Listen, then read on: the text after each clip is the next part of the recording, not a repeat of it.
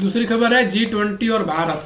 अब पिछले साल G20 का जो बैठक हुआ था इंडिया में हुआ था, लेकिन इस साल बैठक हो रही है दक्षिण अफ्रीका में। खबर है कि भारत और चीन के विदेश मंत्री की आपस में मुलाकात हुई, G20 की मुलाकात हुई। और जो भारत के विदेश मंत्री एस जयशंकर थे, चीन के कोई भी हो, भारत और चीन के जो विदेश मंत्री थे उनको आपस में बातचीत हुई है। इस वर्ष G20 की अध्यक्षता दक्षिण अफ्रीका कर रहा है, यानी कि वहीं पर बैठक हो गई दक्षिण अफ्रीका में। भारत ने चीन और स्वयं को G20 को बचाए रखने का श्रेय दिया। भारत ने बोला है कि इंडिया और चाइना की वजह से G20 अभी तक रुका हुआ है, नहीं तो G20 भी अभी तक खत्म हो गया होता। भारत और चीन इसके अलावा SCO ब्रिक्स के भी सदस्य हैं। और चीन ने एग्जाम्पल दिया कि अगर हम लोग ब्रिक्स भी संगठन चलाते हैं, SCO भी संगठन चलाते हैं, उसमें इंडिया भी है और चाइना भी है। बहुदेशीय संस्थान में दोनों देशों का विश्वास। और उन्होंने कहा कि हम अनेक और जो दुनिया में जो भी संस्थानें होंगी आपस में एक दूसरे को सपोर्ट करेंगे। अमेरिका ने इस बैठक के बैकआउट आलोक में भारत चीन का सहयोग एक महत्वपूर्ण घटना। अब इससे इम्पैक्ट क्या पड़ेगा? देखिए, जो अमेरिका का जो राष्ट्रपति है वो कब क्या कहेंगे किसी को कोई फर्क नहीं पड़ता है। इसलिए भारत को अलग अलग देशों से संबंध मजबूत करना पड़ता ही है, क्योंकि पिछले साल 2023 में अमेरिका ने जो G20 की बैठक का ही नकार दिया था, कहा कि बैठक कुछ है ही नहीं। तो किसी एक चीज़ पर निर्भर इंडिया रह नहीं सकता है, इसीलिए अलग अलग देशों से संबंध बनाना बहुत ही जरूरी है। उसमें एक चाइना भी आता है और चाइना की तरफ से हम लोग का पड़ोसी देश भी है। तीसरी खबर आती है भारत और क्रिटिकल खनिज के बारे में। तो क्रिटिकल खनिज के बारे में अगर देखें तो ऐसी खनिज है जिससे सेमीकंडक्टर, कंप्यूटर आदि बनते हैं, उसे कहते हैं क्रिटिकल खनिज। क्रिटिकल खनिज इंडिया में ज़्यादा होता है नहीं, और बहुत ही कम कारखाने भी हैं। सबसे ज़्यादा क्रिटिकल खनिज पाया जाता है चाइना में, इसीलिए चाइना इस समय सबसे आगे है। अब दुनिया में सबसे ज़्यादा क्रिटिकल खनिज पाया जाता है चीन में। तो इंडिया को डर है कि हम किसी एक के ऊपर निर्भर नहीं रह सकते। अगर एक के ऊपर निर्भर कर देंगे तो डिमांड, उसका सप्लाई, मतलब उसका वैल्यू बढ़ा देगा, ज़्यादा महंगा में खरीदना पड़ेगा। तो हम किसी एक चीज़ पर निर्भर रह नहीं सकते, इसीलिए भारत में ध्यान दिया गया भारत और मतलब क्रिटिकल खनिज के बारे में। केंद्र सरकार ने 16,300 करोड़ का राष्ट्रीय क्रिटिकल खनिज मिशन जनवरी में घोषित किया। देखिए, इसीलिए अब 16,300 करोड़ दिया गया है केवल क्रिटिकल खनिज के सेक्टर में। इसके अंतर्गत 24 खदानों की नीलामी की जा चुकी है भारत में। अब जब क्रिटिकल खनिज की इंडिया में कुल 49 खाद्यान्न हैं, लेकिन जो क्रिटिकल खनिज में भी जो अब मान लीजिए खाद्यान्न है तो उसमें भी उपयोगी खनिज होंगे तभी ना कोई लेगा। तो हम लोग के देश में कुल 29 खाद्यान्न है क्रिटिकल खनिज का, लेकिन बहुत आधे से कम में ही केवल महत्वपूर्ण जो खनिज पदार्थ पाए जाते हैं वो मिल रहे हैं, बाकी सब अनयूजफुल है, बहुत ही कम मात्रा में यूजफुल है। इसीलिए 49 को खाद्यान्नों की नीलामी हुई, 24 को बिकबे किया और एक को कोई खरीद भी नहीं किया। और उद्योगपति जितने भी थे वो उसके प्रति रुझान दिखाया ही नहीं, क्या करूँगा खरीद कर। सिंपल सी बात है, जब नहीं रहेगा, अब मान लीजिए आप कुछ खरीदने मान लीजिए आप आम खरीदने जा रहे हैं, आम सड़ा हुआ लेंगे, आप कोई देगा तो नहीं लेंगे। सिंपल सी बात है, इंडिया के पास जो जितने भी खाद्यान्न है उसमें क्रिटिकल खनिज की मात्रा बहुत कम है, इसीलिए कोई भी उद्योगपति उसके प्रति रुझान दिखा नहीं रहा है। 49 का नीलामी लगा, केवल 24 ही बिका है। 2021 तक और खाद्यान्नों की नीलामी की जाने की योजना है, और 2021 तक अब बेचा जाएगा किसी तरह से। इसमें PPP मॉडल लगाया जाएगा। भारत PPP मतलब पब्लिक प्राइवेट पार्टनरशिप, यानी कि आधा पब्लिक का हिस्सा रहेगा, आधा प्राइवेट, मतलब प्राइवेट कंपनी को चलाएगी। आप एक मतलब प्राइवेट कंपनी उस खाद्यान्न को चलाएगी, प्रॉफिट कमाएगी, उस प्रॉफिट में से आधा गवर्नमेंट ऑफ इंडिया को दे देगी। तो इंडिया को टेंशन नहीं है, गवर्नमेंट ऑफ इंडिया को, उसको भी फायदा, इसको भी फायदा, दोनों का फायदा। इसे कहते हैं PPP मॉडल। भारत में इन खनिजों की भंडार की कमी के कारण दूसरे माध्यम भी ढूंढने पड़ेंगे। अब भारत को जरूरत है कि अब इन खनिजों की कमी है, दूसरे माध्यम भी ढूंढे। अन्य खनिज के अयस्कों के अवशेष से ऐसे खनिज अवैध ढूंढना, मतलब अब भारत को टेलिंग की विधि अपनानी पड़ेगी। टेलिंग मतलब मान लीजिए कोई खाद्यान्न है, उसमें खनिज पदार्थ पाया जाता है, तो हर खनिज पदार्थ में थोड़ी सी मात्रा होती है शुद्ध की, तो उस खनिज पदार्थ में से उस शुद्ध पदार्थ को निकालने की प्रक्रिया हम कहते हैं टेलिंग। तो टेलिंग की तकनीक अभी इंडिया में है नहीं, उसको लाना पड़ेगा। भारत में उच्च गुणवत्ता वाले खनिज की कमी के कारण क्रिटिकल खनिज खाद्यान्नों की बिक्री की मांग नहीं है। सिंपल सी बात है, पहले बता चुका हूँ कि गुणवत्ता है ही नहीं तो मांग की कैसे होगी। 49 में से केवल 24 सीपी का है अभी तक। ये बहुत ही सोचने वाला मुद्दा है। अगला खबर आता है बीबीसी पर जुर्माना लगाया भैया। बीबीसी एक कंपनी है, बीबीसी एक कंपनी है ब्रिटेन की, इस पर जुर्माना लगाया गया है। भारत के ईडी यानी कि प्रवर्तन निदेशालय ने बीबीसी पर भारत के एफडीआई नियमों का उल्लंघन करने के लिए भारी जुर्माना। एफडीआई मतलब होता है फॉरेन डिपार्टमेंट इन्वेस्टमेंट, यानी कि कोई भी अगर विदेशी कंपनी इंडिया में स्थापित हो रही है तो उस कितना परसेंट शेयर उसका होना चाहिए, कितना परसेंट शेयर भारतीयों का होगा, इसे कहते हैं एफडीआई। अब इंडिया ने बीबीसी पर जुर्माना लगा दिया है। कितने का जुर्माना? 3.44 करोड़ रुपए का जुर्माना लगाया गया है। और ये तो कंपनी पर 3.5 करोड़। और जो मान लीजिए कंपनी तो ब्रिटेन की, अब इंडिया में कोई ना कोई डायरेक्टर होगा, चला रहा होगा, डायरेक्टर पर भी 1 करोड़ का जुर्माना लगाया गया है। अब क्यों जुर्माना लगाया गया है? तो डिजिटल मीडिया में 2019 में 26% एफडीआई की अनुमति। अब 2019 में इंडिया सरकार ने कानून बना दिया था कि कोई भी एक डिजिटल कंपनी इंडिया में काम करना चाहती है तो कम से कम उसका 26% शेयर भारतीयों का होना ही चाहिए। अब लेकिन बीबीसी एक 100% विदेशी कंपनी बन गई थी। 100% इन्वेस्टमेंट केवल विदेशों का था, इसीलिए उस पर क्या लगा? जुर्माना लगाया गया है। फरवरी 2023 में आयकर विभाग ने कार्रवाई शुरू किया। अब 2019 में नियम बना, 2023 में कार्रवाई शुरू किया गया। ध्यान समझिएगा बात को। इसके बाद बीबीसी ने पालन किया। अब जब उसके ऊपर इनकम टैक्स ऑफिसर वालों ने कार्रवाई किया तब उस नियम पालन करने लगा। पर बात ये आती है कि टाइमिंग, जो बीबीसी पर जो जुर्माना लगाया गया वो एक खास टाइमिंग पर लगाया गया जब प्रधानमंत्री मोदी की डॉक्यूमेंट्री आई। जब मुख्यमंत्री थे गुजरात के, जब वो मुख्यमंत्री थे और जो गुजरात में दंगा हुआ था, हिंदू मुसलमानों की जो ट्रेन में जलकर मृत्यु हुई थी, उस पर बीबीसी ने डॉक्यूमेंट्री लाया। उस डॉक्यूमेंट्री को आने पर ही क्यों कार्रवाई किया गया बीबीसी पर?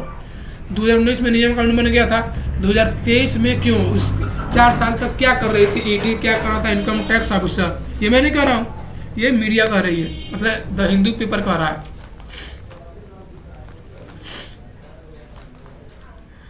इसके बाद से खबर आती है न्यायिक, चौथा खबर है न्यायिक जवाबदेही। अब देखिए, एक संविधान में एक पद होता है लोकपाल, और अब समझिए बात को। लोकपाल का न्यायपालिका को अपने दायरे के अंदर मान्यता कभी तय नहीं किया गया था, इसलिए लोकपाल का निर्णय प्रथम दृष्टया गलत प्रतीत होता है। लोकपाल कह रहा है कि किसी भी राज्य का हाईकोर्ट होगा वो उसका निर्णय तब तक मान्य नहीं होगा जब तक मैं नहीं कहूँ। ये कौन सी बात हुई? कभी भी किसी भी देश की न्यायपालिका को एकदम अलग रखना चाहिए ना। अब लोकपाल कह रहा है कि नहीं, मैं भी तो, मेरा भी कुछ वैल्यू है। क्या वैल्यू है? कुछ वैल्यू नहीं है। लोकपाल मतलब लोकपाल अलग होता है, जुडिशरी अलग होती है। जुडिशरी के ऊपर किसी भी चीज़ का दबाव होगा तो जुडिशरी सही से होगा ही नहीं। इसके अब इसलिए गलत बात है, ये मैं नहीं कह रहा हूँ, हिंदू पेपर कह रही है। इसके अलावा उच्च न्यायालय का उद्गम ब्रिटिश कानूनों से मानना न कि संविधान से उचित नहीं है। लोकपाल कह रहा है कि जो हाईकोर्ट है वो ब्रिटिश कानून को मानता है। इसमें क्या बात हुई? वो भी कानून है, ये भी कानून है। बस मतलब क्या है कि लोगों को न्याय देना, तो न्याय मिल रहा है लोगों को, तब क्या? वो चाह रहा है कि नहीं, अब लोकपाल की भी जुडिशरी में कुछ ना कुछ योगदान हो। क्या योगदान दोगे? पहले खुद तो कुछ अपना संगठन खुद प्रभावी है नहीं, दूसरे के संगठन में टांग अड़ाने की बात करते हैं। अब लेकिन बात ये आई है कि अगर मुद्दे ये उठाए कि अगर मान लीजिए कोई जज भ्रष्ट हो जाता है, मुद्दा यह है कि जज अगर भ्रष्ट है तो उसकी सुनवाई कौन करेगा? ये बहुत बड़ी बात आती है। मान लीजिए जज जुडिशरी करेगा, लेकिन जज ही भ्रष्ट है तो उसकी सुनवाई करने वाली इंडिया में कोई संस्था है ही नहीं, ना ही कोई उस पर नियम कानून अभी तक बनाया गया है। इस पर किसी का ध्यान जा ही नहीं रहा है, इसकी बात आ गई है। लेकिन बड़ा सवाल न्यायिक जवाबदेही का है कि वीरास्वामी मामले में सुप्रीम कोर्ट ने कहा था कि जजों के खिलाफ सीजीआई की अनुमति के बिना मामला दर्ज नहीं किया जाएगा। ये कैसी बात हुई? अब लोकपाल आवाज क्यों उठा रहा है? को कह रहा है कि जजों की भी जवाबदेही होनी चाहिए ना। मान लीजिए कोई जज भ्रष्ट भ्रष्ट काम करता है तो उसके लिए बहुत समय पहले एक केस आया था, के वीरा स्वामी केस। उसमें ये नियम ये कहा गया कि जजों के खिलाफ सीजीआई यानी कि चीफ जस्टिस ऑफ इंडिया यानी कि जो भारत के मुख्य न्यायाधीश है उनके अनुमति के बिना मामला दर्ज भी नहीं किया जाएगा। यानी कि मान लीजिए मेरे सामने कोई जज किसी को खून कर देता है और जब तक सीजीआई अनुमति नहीं देंगे तब तक उस पर एफआईआर भी नहीं हो सकता है। ये कहाँ की बात हुई? दिमाग किसी का कभी भी खराब हो सकता है, तो उसके लिए भी कानून होना चाहिए, नहीं होना चाहिए। न्यायपालिका का इन हाउस तरीका, अब जुडिशरी ने कहा कि नहीं, हम एक अलग तरीका निकालेंगे उसके लिए, जिसका नाम है इन हाउस तरीका। इन हाउस में होगा क्या? किसी जज के खिलाफ शिकायत के बाद उस न्यायालय का प्रमुख जज जांच करवाता है। मतलब मान लीजिए कोई जज भ्रष्टाचारी होगा तो उस राज्य का जो हाई कोर्ट का सबसे मुख्य जज होगा वो उसकी जांच करवाएगा।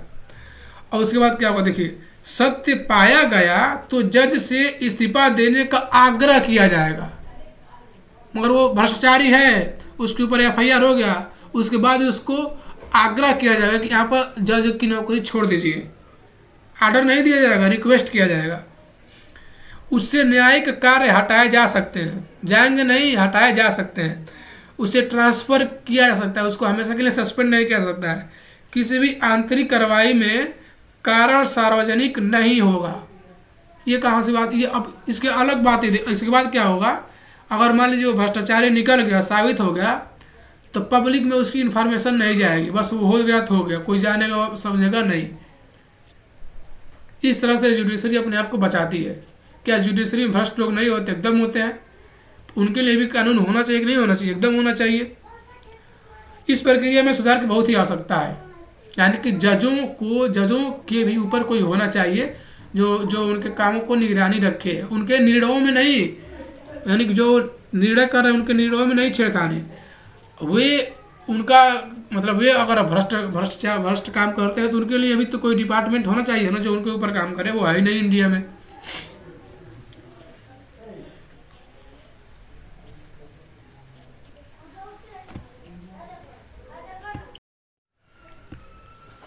अगला खबर है कि मतलब डॉलर और इंडिया, मतलब यूएस डॉलर और इंडिया के रुपये में स्वैप डील हुआ है। अब समझते हैं आखिर में यूएस डॉलर क्या है, इंडिया यूएसडी क्या है, आईएनआर क्या है और स्वैप डील ये क्या होता है। भारत में बैंकिंग व्यवस्था डॉलर खरीदना और खरीद कर और पूंजी आवश्यकताओं के बैंकों को रुपया लेने के लिए आरबीआई डॉलर रुपये स्वैप डील करेगा। खबर आई है कि देखिए मतलब क्या है, reserve bank of India dollar मतलब विदेशी बैंकों से डॉलर खरीद लेगी। उसके बाद से 3 साल बाद मतलब इस समय मतलब डॉलर की जितनी वैल्यू है वो आरबीआई खरीदेगी विदेश के बैंकों से। डॉलर खरीदेगी और डॉलर से जो पैसा बनेगा वो इंडिया के लोगों को मिलेगा। 3 साल बाद अब डॉलर की जो भी वैल्यू होगी आरबीआई फिर से उसको दे देगी। तो इसमें दोनों लोग का फायदा होगा, कुछ उसका इन्वेस्टमेंट बढ़ जाएगा, कुछ हम लोग का फायदा हो जाएगा। इसे कहते हैं स्वैप डील। ये 2 प्रकार का होता है, एक होता है क्रय विक्रय, एक होता है विक्रय क्रय। यानी कि इस बार इंडिया डॉलर खरीदा है, अगर मान लीजिए इंडिया रुपया बेचता तो उसे कहते हैं विक्रय क्रय। इस बार इंडिया खरीदा है मतलब क्रय विक्रय होगा, यानी इंडिया पहले डॉलर खरीदा है, रुपया बेचेगा इंडिया में। तो आरबीआई ने ये किया है, करीब 10 बिलियन डॉलर यानी कि 10 बिलियन डॉलर मतलब यूएस डॉलर खरीदा है आरबीआई ने। 10 बिलियन डॉलर का मतलब होता है 85,000 करोड़ रुपया की क्रय विक्रय फार्मूला लगाया गया है। 2 प्रकार होता है क्रय विक्रय और होता है कितने टाइम के लिए? 3 साल के लिए है। इससे फायदा यह होगा कि भारत के लोगों को भारत में जो लिक्विडिटी की मात्रा यानी कि तरलता की मात्रा है वो बढ़ेगी, और जब तरलता बढ़ेगी तो लोगों को लोन मिलेगा तो लोग कुछ करेंगे भाई, सिंपल सी बात है।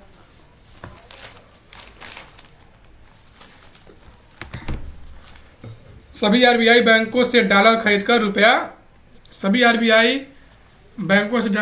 रुपया बेचेगा, जिससे पूंजी की आवश्यकता पूर्ण हो जाएगी। यानी कि जब डॉलर खरीदेगा आरबीआई तो उसके पास पूंजी यानी कि कैपिटल भरपूर होगा ही। जब कैपिटल होगा तभी तो लोगों को लोन मिलेगा, और जब लोन मिलेगा तभी तो लोग इंटरेस्ट देंगे, और जब बैंक को इंटरेस्ट मिलेगा तभी तो बैंकों का विकास होगा। इस तरह से बैंकिंग सिस्टम पूरा कार्य करती है। तो यानी कि अब जो इंडिया गवर्नमेंट है और जो आरबीआई यानी कि दोनों का अब मिला हो गया है कि नहीं, हमें इकोनॉमिक डेवलपमेंट की ओर जाना ही पड़ेगा, कोई उसका कोई रास्ता है नहीं। जब तक इकोनॉमिकली डेवलपमेंट हम लोग नहीं होंगे तब तक कुछ भी हो नहीं सकता है, तब तक गाँव की स्थिति सुधर नहीं सकती है। 3 वर्ष बाद बैंक डॉलर वापस खरीद पाएंगे, इससे सिस्टम में अभी अतिरिक्त तरलता आएगी।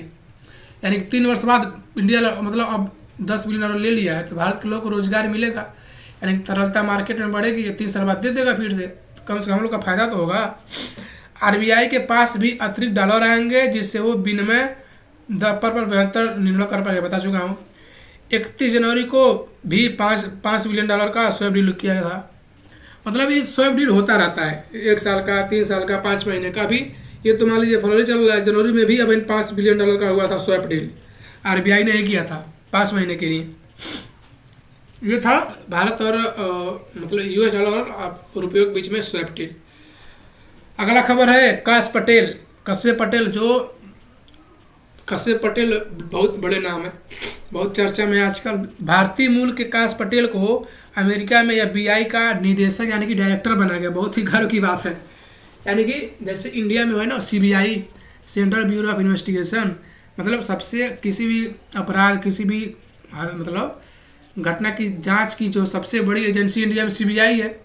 अब सोचिए दुनिया का सबसे शक्तिशाली देश एफबीआई मतलब अमेरिका की जो जांच करने वाली सबसे खतरनाक जो संस्था वो है एफबीआई। उस एफबीआई के डायरेक्टर बने हैं काश पटेल यानी कि कश्यप पटेल। तो डोनाल्ड ट्रंप ने पहले ही अनाउंस कर दिया था कि मैं जैसे ही प्रधानमंत्री बनूंगा मैं कश्यप पटेल को बनाऊंगा एफबीआई का डायरेक्टर। एफबीआई अमेरिका की सबसे बड़ी जांच और केंद्रीय कानून लागू करने वाली संस्था है। अमेरिका सीनेट ने 51-49 के मामूली बहुमत से उनका नामांकन स्वीकार किया था। 1 वोट से जीते थे वो, मतलब 1 लोग अगर मना कर देते तो नहीं बन पाते वो। आमतौर पर राजनीतिक प्रभाव से बचाने के लिए 10 वर्ष का कार्यकाल दिया जाता है और जो एफबीआई का कार्यकाल होता है वो 10 साल का दिया जाता है। लेकिन जो डोनाल्ड ट्रंप है इससे पहले जो बाइडन थे उसके पहले भी जो डोनाल्ड ट्रंप था वो चुना था क्रिस्टोपस रे को, और उसका अभी 10 साल हुआ नहीं था लेकिन उसको इस्तीफा दिलवा दिया और इसको चुन लिया। यानी कि खुद नियम बनाता है, खुद नियम तोड़ता है वो। ये था काश पटेल के बारे में। इसके बाद अगला बहुत बड़ा आता है, वो है न्यायिक, मतलब इंडिया से रिलेटेड खबर है। भारत में न्यायिक देरी बहुत ज़्यादा हो रही है, यानी कि न्याय जल्दी नहीं मिल रहा है लोगों को। आज हिंदू ने ये छापा है कि न्याय नहीं मिल रहा है। क्यों नहीं मिल रहा है? भारत में सुप्रीम कोर्ट में 82,000, हाई कोर्ट में 62 लाख और निचली अदालतों में 5 करोड़ मुकदमे लंबित हैं। सोचिए 5 करोड़ मुकदमे अभी लंबित हैं।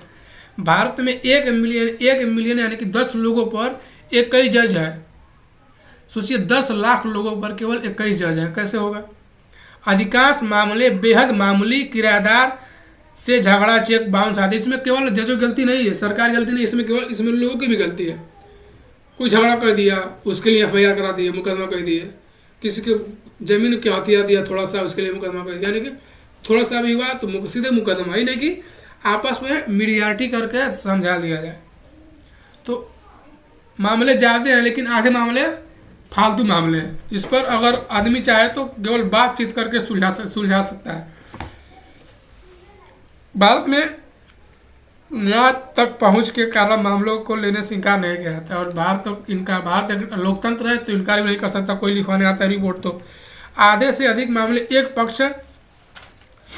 मध्यस्थता की प्रक्रिया 1990 में शुरू हुई और 2005 में प्रभावी हुई। अगर इंडिया के लोग चाहें तो मध्यस्थता की प्रक्रिया बना करके उसको ख़त्म भी कर सकते हैं। यानी कि जैसे मान लीजिए मुझसे झगड़ा हो गया, मुझसे मेरा भाई झगड़ा हो गया। अब मान लीजिए कोई गाँव कोई बढ़िया है जो होशियार है वो आके हम लोग झगड़ा निपटा देगा तो हम लोग का झगड़ा भी निपट जाएगा, हम लोग खबर एफआईआर लिखवाने भी नहीं जाएंगे, मुकदमा भी नहीं बढ़ेगा।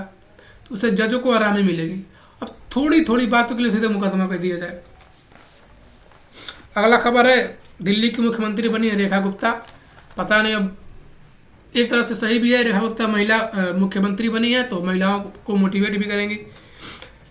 संविधान के अनुच्छेद 164 में मुख्यमंत्री की नियुक्ति का बात कहा गया है। जो मुख्यमंत्री की नियुक्ति राज्यपाल करता है। दिल्ली के मुख्यमंत्री को भारत के राष्ट्रपति द्वारा दिल्ली के उपराज्यपाल के सिफारिश पर नियुक्त किया जाता है। उपराज्यपाल मतलब सारे राज्यों में जो मुख्यमंत्री का जो शपथ दिलाता है वो राज्यपाल दिलाते हैं, लेकिन दिल्ली में उपराज्यपाल दिलाते हैं। विधानसभा चुनाव में पार्टी के एक बहुमत प्राप्त नेता को राज्य सीएम के रूप में नियुक्त किया जाता है। मान लीजिए कोई पार्टी का मतलब जो बहुमत पार्टी होती है उसमें जिसका सबसे अधिक पर्सनालिटी होता है, जिसका सबसे अधिक बोलबाला होता है, वही मुख्यमंत्री पद को चुना जाता है। एक व्यक्ति जो राज्य विधानसभा का सदस्य नहीं है 6 महीने के लिए सीएम नियुक्त किया सकता है। यानी कोई सामान्य व्यक्ति है जो विधानसभा का सदस्य नहीं है, उसे भी वो भी अगर पार्टी चाहे बहुमत वाली पार्टी तो उसे मुख्यमंत्री बना सकती है, लेकिन केवल 6 महीने तक। 6 महीने के अंदर उससे किसी न किसी एरिया से चुनाव लड़के विधानसभा की सदस्यता हासिल करनी पड़ेगी, नहीं तो 6 महीने के बाद सीएम पद से हट जाएगा। मुख्यमंत्री का कार्यकाल निश्चित नहीं होता है और वह राज्यपाल के प्रसाद पर करता है। यानी कि मुख्यमंत्री का कार्यकाल वैसे तो माना जाता है 5 साल का, लेकिन कोई निश्चित होता नहीं है। और दिल्ली पूर्ण राज्य है नहीं, बल्कि कुछ राज्यों जैसी शक्तियाँ और कुछ केंद्र सरकार के अधीन आती है। दिल्ली एक तरह से कहेंगे तो पूर्ण राज्य है ही नहीं, उसके पास केवल थोड़ी बहुत शक्तियाँ हैं जो पूर्ण राज्य की तरह से शक्तियाँ हैं। ये आज की नई प्रमुख खबरें, यही प्रमुख खबर थी। अब जो गांव की, अब आप लोग अगर न्यूज़पेपर पढ़ना चाहते हैं तो दैनिक जागरण इस न्यूज़पेपर मत पढ़िए, तो इंडियन एक्सप्रेस या द हिंदू या तो जनसत्ता, कुछ न्यूज़पेपर हैं जो पढ़ने लगे हैं। सब न्यूज़पेपर अच्छे हैं, उल्टा सीधा खबर छापते हैं। सभी खबर था जो जानने वाली थी, जरूरी खबरें थी। तो आज के लिए बस इतना ही, कल मिलेंगे खबर के साथ। डेली चलेगा क्योंकि ये तो एक युवा के लिए कर्तव्य है देश के बारे में जानना, विश्व के बारे में क्या हो रहा है। बाकी सबका अलग बात है।